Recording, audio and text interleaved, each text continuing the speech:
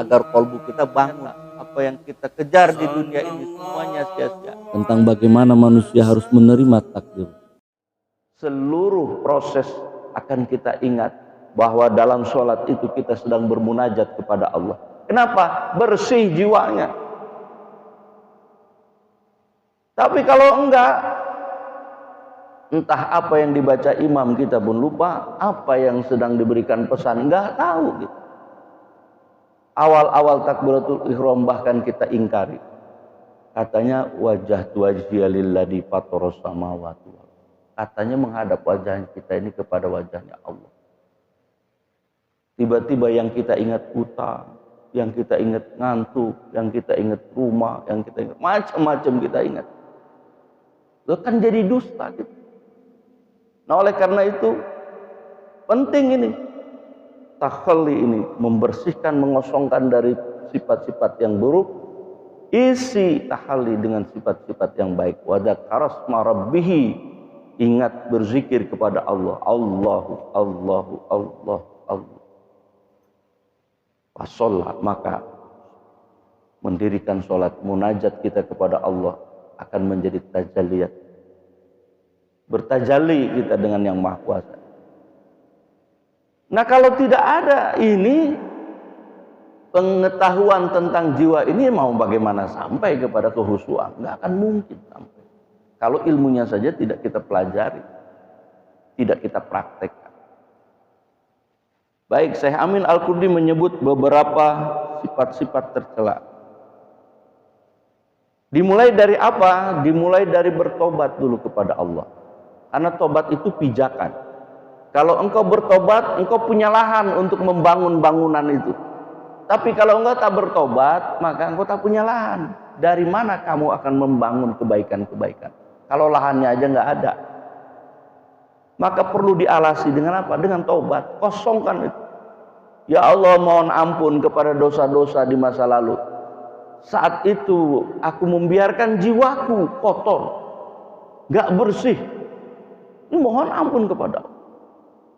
Bersihkan. Supaya apa? Supaya ada lahan kita untuk membangun kebaikan dalam diri kita. Setelah engkau bertobat, engkau harus mengosongkan diri. Nah baru setelah bertobat, kita kosongkanlah dari sifat-sifat tercela. Sebab sifat tercela adalah najis maknawi. Sifat tercela itu najis maknawi. Seorang laki-laki datang kepada Imam Al-Ghazali. Wahai Imam, aku sudah berzikir banyak. La ilaha illallah. La ilaha illallah. Tapi sifat-sifat burukku masih ada. Bahkan begitu mudahnya aku dengki iri kepada sesama. Godaan syaitan masih kuat. Padahal aku sudah berzikir. Kata Imam Al-Ghazali, engkau ini seperti memegang makanan anjing. Pergi, hai anjing, pergi. Dihalau ke anjing itu, tapi makanan masih kau pegang. Dihalau dia akan datang karena makanannya masih ada di kamu. Iblis akan senang hati menemani kita kalau dalam kolbu kita ada iri, dengki, hasad, ujub, riya, takabur. Iblis paling senang. Kalau dalam jiwa kita ada sifat-sifat syaitaniyah, maka iblis dengan senantiasa akan datang meskipun engkau halau sehari 5 kali. Allahu Akbar, Allahu Akbar. Datang kita ke masjid, sholat kita. Mungkin iblis di luar pintu di situ. Tapi begitu selesai sholat, kita keluar, ikut lagi dia. Kenapa? Masih kita simpan makanannya. Datang lagi dia. Nah oleh karena itu seorang hamba tidak akan bisa mendekat ke hadirat Allah yang maha suci dengan jiwa yang masih dilekati sifat-sifat tercela.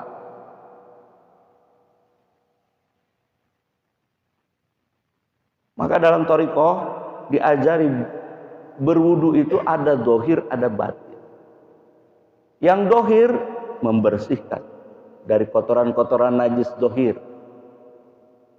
Yang batin kita bersihkan dari kotoran-kotoran najis maknawi. Bersuci itu dua, dohir dan batin. Kalau yang dohir batalnya dengan apa? Dengan kentut, dengan keluar kotoran. Maka yang batin itu juga batalnya dengan sifat-sifat tercela yang masih ada dalam jiwa kita. Begitu kita mengumpat, batallah secara maknawi. Allah yang maha suci tidak akan dapat didekati dengan jiwa yang masih penuh dengan sifat-sifat tercela. Sebagaimana dia tidak akan bisa mendekati, melaksanakan ritual ibadah kepada Allah dengan badan yang bernajis. Oleh karena itu, seorang penempuh jalan menuju Allah harus membersihkan dirinya secara total dari sifat-sifat yang tercela dan menghiasinya dengan sifat-sifat yang terpuji. Sifat-sifat tercela itu diantaranya adalah dengki, dendam, sombong, bangga diri, bakhil, ria, cinta pangkat dan jabatan, bermegah-megahan, marah, menggunjing, mengadu domba, dusta, banyak bicara. Rupanya memang ini yang ngomong ini kerjaan ustadz ini agak berat ini. Ustadz itu pokoknya dia dapat mic ngomong, dia dapat mic ngomongnya mesti apa ya? Mesti puasa sebetulnya, mesti diam.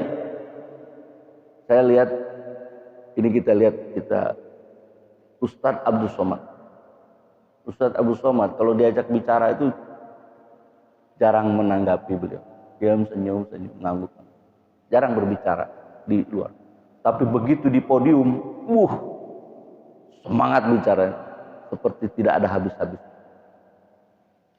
Nah kalau kita masih kelasnya di podium ngomong, jadi setelah itu juga bicara, masih kelas itulah kita. belum bisa sebagus beliau.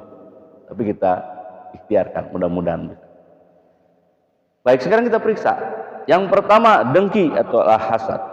Hasad atau dengki adalah perasaan tidak senang terhadap nikmat Allah Ta'ala yang didapatkan orang lain dan merasa senang jika nikmat itu lenyap darinya. Coba periksa kita. Apakah kita punya jiwa seperti itu? Saat orang lain dapat kebahagiaan, kesenangan, kita tak terima dan berharap kebaikan orang lain yang diperoleh mereka itu hilang.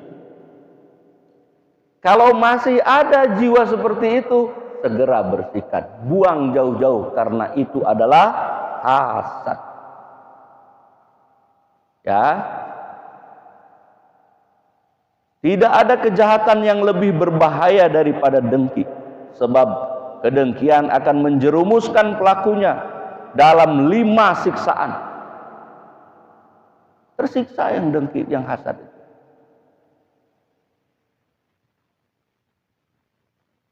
Apa siksaannya? Yang pertama, dia akan mengalami kegelisahan yang tak berkesudahan.